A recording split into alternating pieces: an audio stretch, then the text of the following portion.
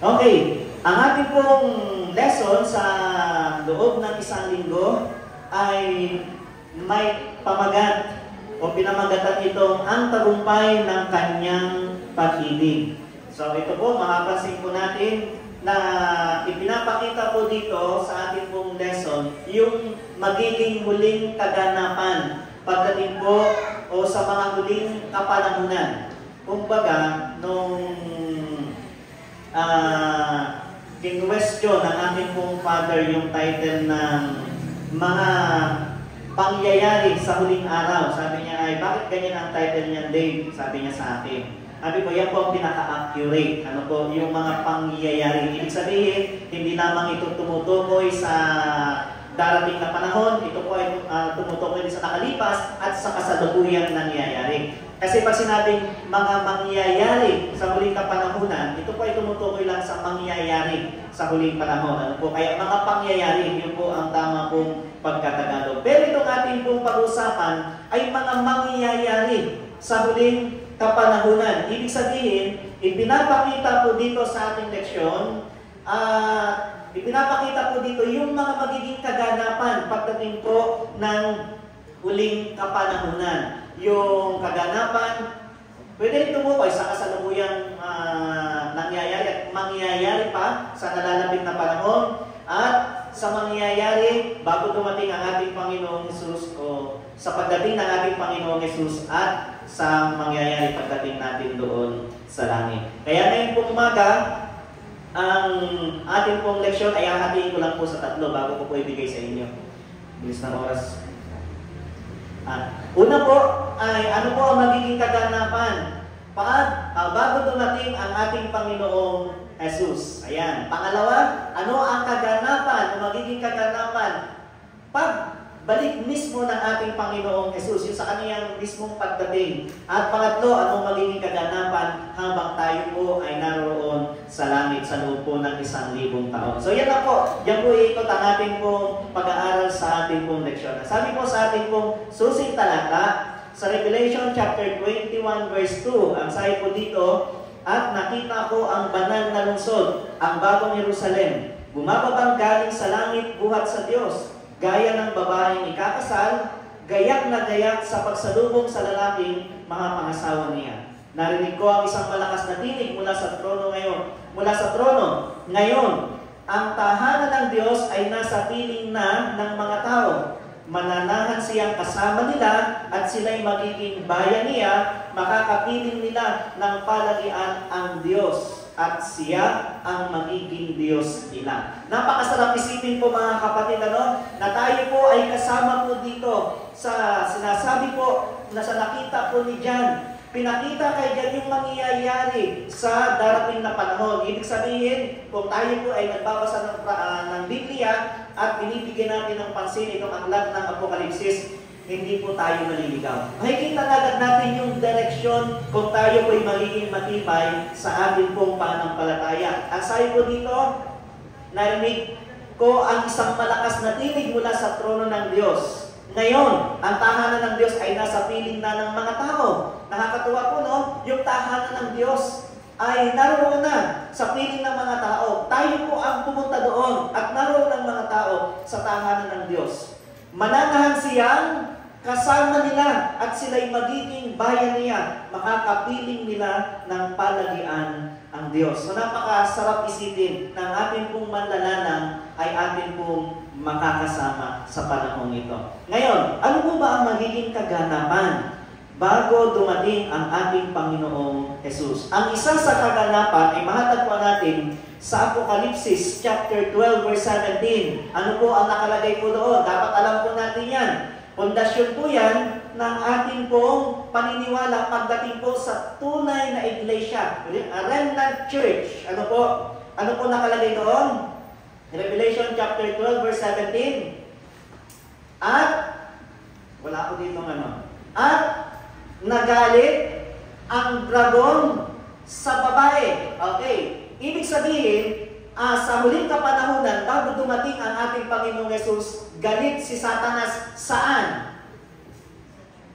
Okay, sa babae sa church, yung babae ko doon, ayun po ay tumutukoy po sa iglesia. Ano po? Ayan, tayo po, pag sinabi sa prophecy po ang ating pong binabasa, lahat po yan ay may simbolo. Hindi po yan literal. So pag sinabi pong babae, tumutukoy po yun sa ating pong sa iglesia. Ano po? At yan din naman po ang meaning po ng, at ang iglesia po, ang meaning po niyan ay grupo po ng mga tao, hindi po building. Ayan. So si Satanas ay galit sa mga sa babae, sa tunay na iglesia ng ating Panginoong Diyos. At ang sabi doon, sino yun? Yung nalabi. Paano natin malalaman kung sino yung nalabi? May dalawang binanggit po doon. Silang tumutupad ng utos ng Diyos at may pananampalataya. Silang tumutupad ng utos ng Diyos at may pananampalataya sa ating Panginoong Jesus. Okay, so gusto ko pong basahin ito. Nasa aklat po ng Revelation chapter 12 verse 7. Gusto ko kunin yung exact word. Nasa yung Bible? Yung aking Bible.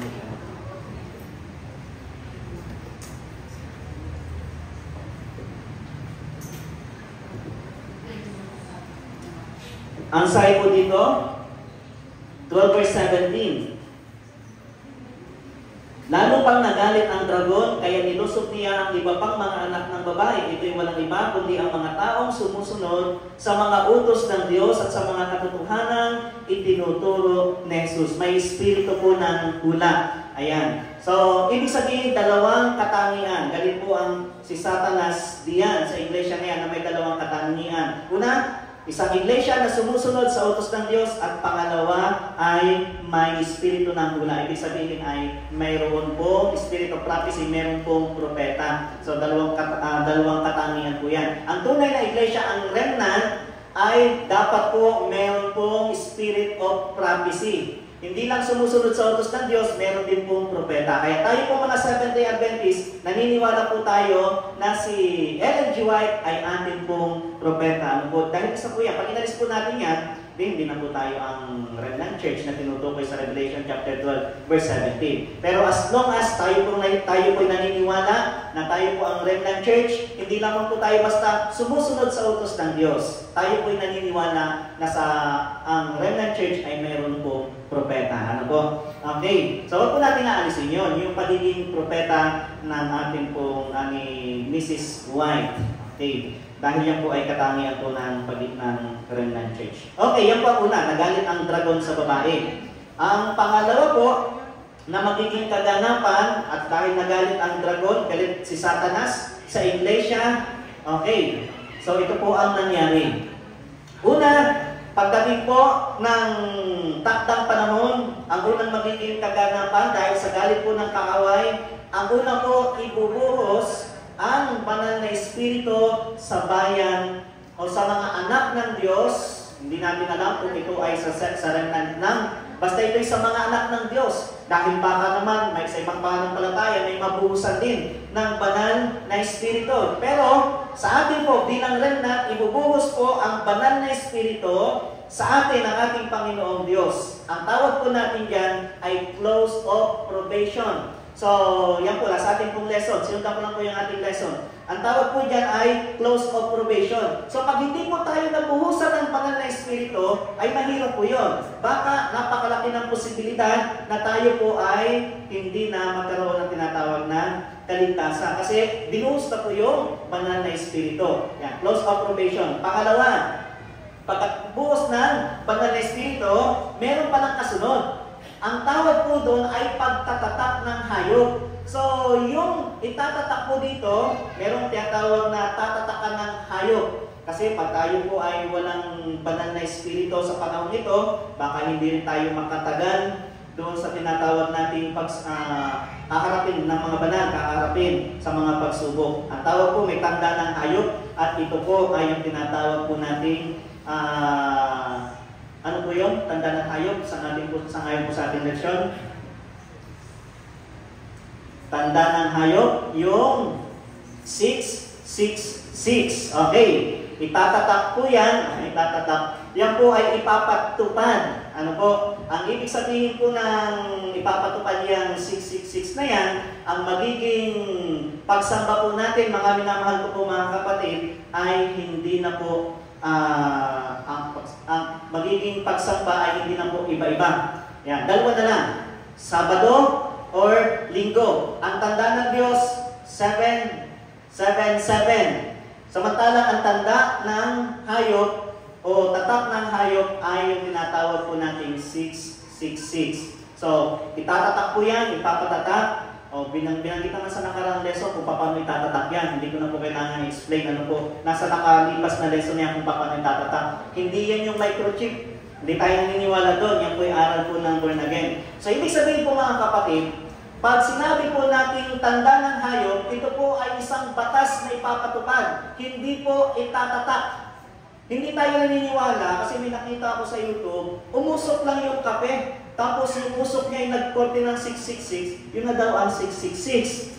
Tapos nakakakita tayo ng mga number sa mga awit, pag dinilang, lalabas 666. Hindi po tayo naniniwala doon mga kapatid. Yan po yung paniniwala ng born again, na minsan pag hindi po tayo nagbabasa ng prophecy at ng Biblia, na-influensyahan po tayo sa mga ganong katuruan. Iisa po ang direksyon po natin para sa 666. Ito po ay ipapatupad sa takdang panahon at ito po ay magmumula sa papacy. Sa Roma, magmumula po yan. At ang katulong po nila na magpapatupad yan, sa ayon sa nakalipas nating lesson, para hindi po tayo mawala, ay alin po? Ang kapangyarihan po ng anong bansa? Pilipinas? Okay, Amerika. Okay. So, sana po ay maliwanag po yan. Ano po? Kung tinignan po natin ngayon, parang sila ay hindi masyadong close, pero ang totoo close po yan. Dahil wala pong ipinapatupad na batas ang Amerika na hindi po sinasangayunan ng Vatican. Halimbawa, same-sex marriage. Ayan, so may patupad sa Amerika. Kung hindi po yun sinangayunan po ng Vatican, ay hindi po yun may papatupad kung ating pong i-research. Ano po? So, ibig sabihin, yan po ay magkakampi, ang dalawang yan. So, magmumula sa kanila, ang utos, magmumula sa papacy. Okay. At ang pagpapatupad at ang kapangyarihan ay gagamitin po ang kapangyarihan po ng Amerika. Gaano po kalakas ang Amerika sa bagay na yan. Yun. Sunod, ibubuhos ang banal na Espiritu. Okay, kahit galit si Satanas, ibubuhos ng Diyos ang banal na Espiritu upang tayo maging matibay, upang tayo po ay mas maging masigasig sa paglilingkod at sa gawain. Pangalawa, magkakaroon ng pagtatatak ng tanda ng hayop. Pangatlo, ibubuhos ang huling 7 salot. Okay, so ibubuhos ang huling 7 salot. Ayan, dahil tayo naman ay matibay na, at dahil tayo ay anak ng Diyos, protektado po tayo sa mga salot po na ito, kaya hindi po dapat natin katakutan. Habang nangyayari ang mga ito, kasama na po ang mga persecution, kasama na po ang huling 7 salot, yan na po, bawat grupo ay maghihintay sa maluwalhating pagbabalik ng ating Panginoong Jesus. Ibig sabihin po mga kapatid, may go signal at hindi na ganun katagal ang pagbabalik ng ating Panginoong Jesus pag naibuhos na ang banal na Espiritu. At higit sa lahat, pag nagkaroon ng tinatawag na pagtatatak o bibigay ng utos sa tinatawag po nating Sunday Law. Ayan, so hindi na malayo na babalik ang ating Panginoong Jesus. Ayon nga po sa mga Bible scholars, hindi ko lang po alam kung hindi ko pa po na pag-iba yung pagsasaliksik ko dito. Ang huling 7 salot ay tatagal lamang ng 1 taon. Yung 7 na yun. Ano po? Yan po ang sangayon sa akin pong narinig sa mga paliwanag. Pagkatapos yun nga po, bawat grupo ay maghihintay sa maluwalhating pagbabalik ng ating Panginoong Jesus. Ngayon, pangalawa, sa pagbabalik ng ating Panginoong Jesus. Ano po ang magiging kaganapan sa pagdating ni Jesus? Revelation chapter 16 verse 18. Ang sabi po dito, at magkakaroon ng mga kidlat at mga tinig at mga kulog at magkaroon ng malakas na lindol na di pa nangyayari kailanman mula nang magkatao sa lupa. Isang lindol na lubhang malakas at lubhang kilabot. So magkakaroon daw po ng lindol. Napakalakas na lindol. Ano po? At ang lindol po na ito ay hindi pa nangyayari kailanman mula nang magkatao sa balat ng lupa. Siguro nung sobrang nakakatakot po ito, no? Kung talagang wala tayong, kahit na kasi minsan nag-meeting po kami sa sa Taysan, Batangas, ng church board. Pinag-usapan namin yung gagawing crusade. Ay, ang tagal mag-desisyon. Ang tagal, biglang lumindol. At kami po ay natakot, lumabas agad kami ng, nasa gilid kami ng church, may labasan naman yung sa kabila, sa side, malapit lang, labas agad kami. Malakas talaga yung lindol na nangyari doon sa Batangas. Siguro 2019 nangyari. So, pagbalik namin, nung wala na, kalmado na ang lahat. Isa na lang sinabi nila, okay na yan, ituloy na natin yan gawain na yan. Ano po? So kami, talaga nakakakaba. Nakakatakot pala kapag naranasan natin yung lindol. At ang mga tao, makikita po natin sa mga video, yung mga nakaranas malakas na lindol. Nakakatakot. I know much pa yung sabi dito, na di pa nangyari kailanman mula nang magkatao ang lupa. Okay, ano pa ang mangyayari? Verse 15, nagtago. Huwag sana tayo ito. Nagtago sa mga yungin, sa pagitan ng mga bato, sa bundok ng mga hari sa lupa, ang mga maharlika. Okay, tingnan po natin mga maharlika, mga pinuno ng mga hukbo, mga mayayaman, ang makapangyarihan, lahat ng tao malaya man o alipin. So dito nagtago po, ang unang binanggit, mga maharlika. Pangalawa, mga pinuno ng mga hukbo, mga leader yan ng mga sundalo, mga mayayaman, ang mga makapangyarihan, at lahat ng tao, iba pang mga tao, malaya man o hanggang sa pinaka-alipin. At sinabi nila sa mga bundok at mga bato, sa pagdating ng ating Panginoong Yesus, yung mga tao na binanggit ko, ang sabi nila dito sa verse 16, tabunan ninyo kami para hindi namin makita ang mukha ng nakaluklok sa trono. Yan, ang sabi po nila. So, nung makita nila na dumarating ang ating Panginoong Yesus, hindi nila kayang titigan. Hindi nila kayang tingnan. Samantalang yung mga taong banal, excited sila sa pagbabalik ng ating Panginoong Yesus. Hinihintay nila ang pagbabalik ng ating Panginoong Yesus. Samantalang ito, ang sabi nila, mga bundok at mga bato, tabunan ninyo kami upang hindi namin makita ang nakaluklok sa trono at nadama ang puot at di madama ang puot ng ating Panginoong Jesus. So sana po mga kapatid, hindi po natin yan maranasan po. Verse 17, ito po ang pinamagandang puntos. Sapagkat dumating na ang dakilang araw ng pagbubuhos ng kanilang puot, at sino ang makatatagal? Sino daw po makakatagal? Ang tanong mga kapatid, sino daw po makakatagal? Sangayon po sa ating leksyon, sino po makakatagal? Meron ba? Meron. Sino po? At nasa Revelation chapter 14, verse 12. Ano po nakalagay doon? Pagtingin ng ating Panginoong Yesus mula sa langit, ang ating Panginoong Yesus daw po nagsasalita doon, according to the author, to John. Ang sabi daw ng ating Panginoong Yesus, habang nakikita niya yung mga tao, yung mga nakatagal na tao sa kanyang kalwalatian, ang sabi niya, narito ang pagtsatsaga ng mga banal na siyang nagsisitupad ng utos at may pananampalataya sa ating Panginoong Yesus. Nakakatuwa mga kapatid, nakasama tayo doon na pagdating ng ating Panginoong Yesus, ang sasabihin niya, narito ang pagtsatsaga ng mga banal. Kaya po mga kapatid, may sinabi doon, kailangan magtsaga. Hindi pwedeng puro maayos na buhay na kalagayan. May pagtsatsaga. Dahil meron pong persecution, at binanggit ng lesson, galit po si Satanas sa atin. Kaya may pagtsatsaga. Kaya kahit na tayo ay minsan may discouragement sa ating pananampalataya, walang titigil. Dahil ang makakatagal sa pagbabalik ng ating Panginoong Yesus, yung may pagtsatsaga. Parang ang hirap 20 years ka na nagtuturo ng lesson, gaano na karaming question yung talagang hirap na hirap ka. Hirap na hirap kang sagutin at parang napapaisip ka talaga. So gaano na karaming mga kritisismo ang iyong narinig sa pagtuturo ng lesson. Pero sabi, magpatuloy po tayo mga kapatid, maging matyaga tayo at maging matibay tayo sa ating pong pananampalataya. During millennium, bibigyan ko na po sa inyong pagkakataon. During doon sa langit, ano po ang ating pong gagawin? So baka po meron po mga kapatid po natin na gusto magbahagi sa ating pong lection. Okay po. Limitan po natin kasi ako rin po ay consume ko na yung aking pong time. Kung pwede po ay 2 minutes, short explanation na po or question.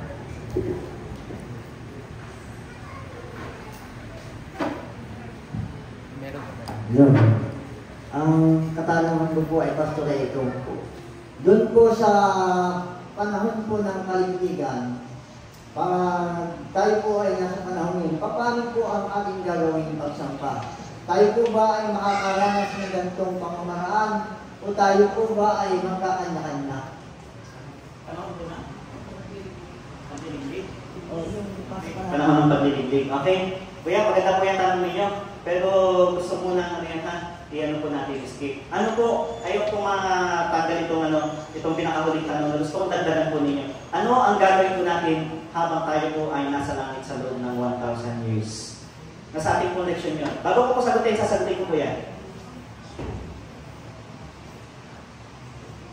Sige po, dagdagan niyo po mga kapatid para kayo makapagsalita rin.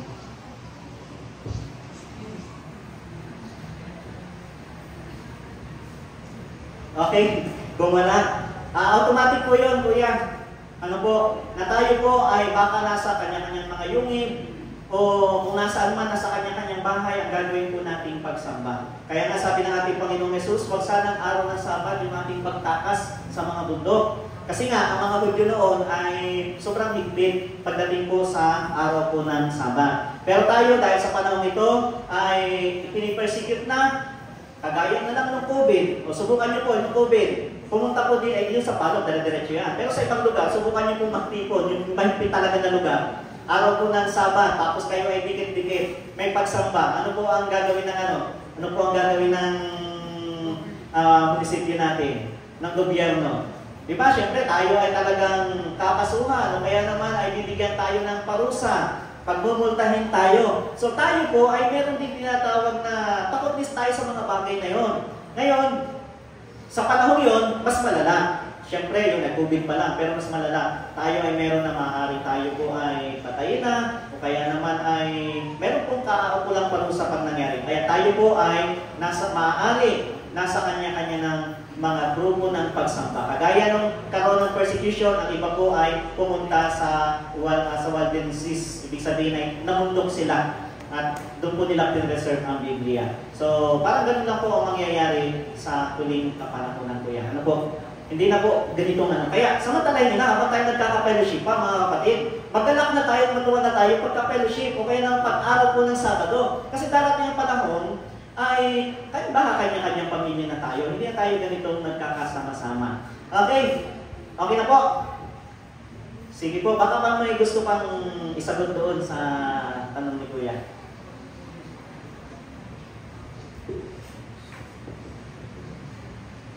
Gusto magdagdag po sa ating koleksyon. During 1,000 years, mga kapatid, may paghuhukom po doon. Ano po yung tawag sa paghuhukom?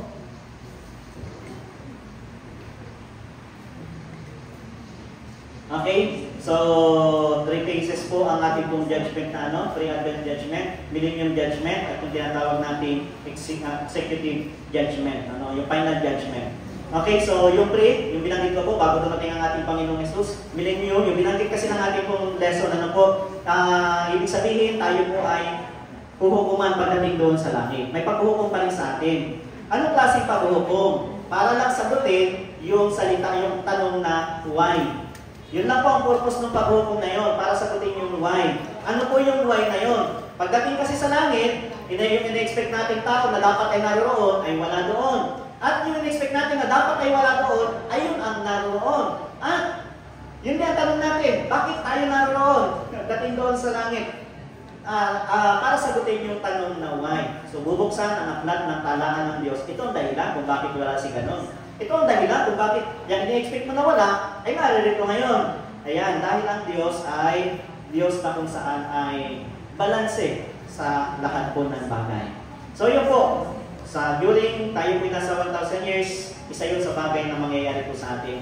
Okay, so dahil po tayo po ay nasa fellowship, at hindi naman po natin talagang hawak ang ating pong oras, ito po ay limitasyon, ay tatapusin na po natin ang ating pong leksyon ngayon pong umaga. Mamaya ko na po pagsasalitayan ang ating pong guest speaker, si Pastor Joel. So ngayon po mga kapatid, sana po tayo po lahat ay maging matibay. Pinakita na po ng Diyos ang direksyon na ating pong tatahakin at magiging matagumpay ang mga taong hindi titigil sa kanilang pananampalataya. Dahil ang pag-ibig ng Diyos ay nananatili kahit sa kaninong tao. At ang gagawin lang po natin ay kakapit tayo ng matibay sa ating pananampalataya at kahit anong pagsubok, hindi po tayo bibitaw. At huwag po natin bibigyan ng buwang si Satanas na tayo po ay makagaw ang ating pong pananampalataya kahit ano at gaano kahirap na pagsubok ang ating pong maranasan. So ito lamang po at pagpalain po tayo ng ating pong Panginoon.